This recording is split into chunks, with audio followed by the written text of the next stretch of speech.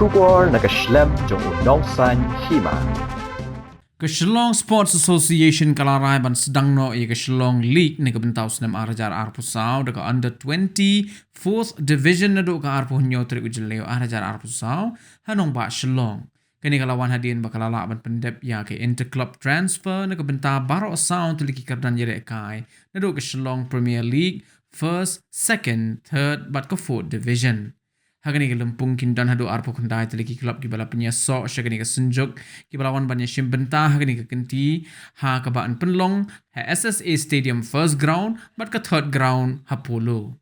Hagani ke kenti ke bementa ke SSA kala ailat mar sangut ki rang yele kai ki bala palat ya ke arpo snem kerta bakinya sim bentah ne ki klub ki badan mar arpo sangut ki rang yele kai. 2024 kolong kundi kumapiliatip ia ka renewal juga affiliate club kala dep ko proses nang ta ka interclub transfer ania sign kala dep nang ta kebabot menda kolong baginya sedang no ia ka under 24 division but ngadap ki formalities berhut ki team ki balik simbeta nalor bukwi ki bala dep affiliate berhut ki bala ai ke entry fee ki bala confirm ki long arfondai li teams but ba sultanat begitu ifi ba namar pangilerai na tournament committee banginya sedang arfunyo Tarik Jun uni usnem arfu sao kumta baki ike berkhoi kinong biaya be inti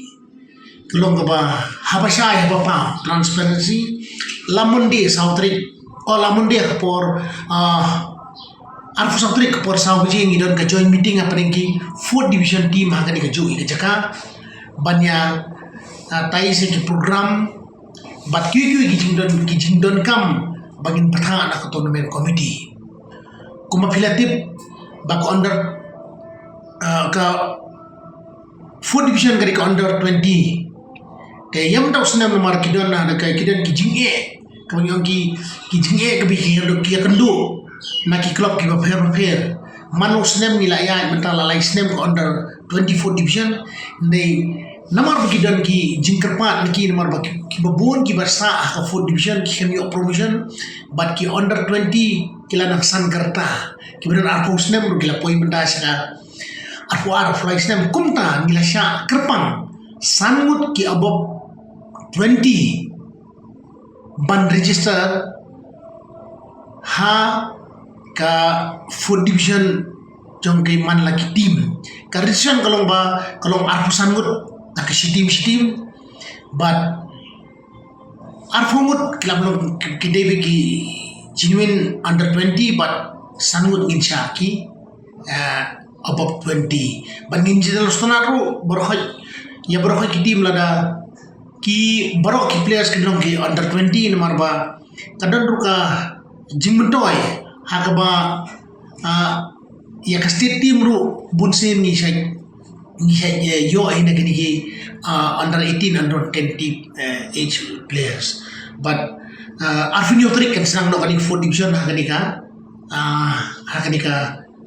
SSA stadium kejongi nilai ru nomor banwan advance khmat ban be khmat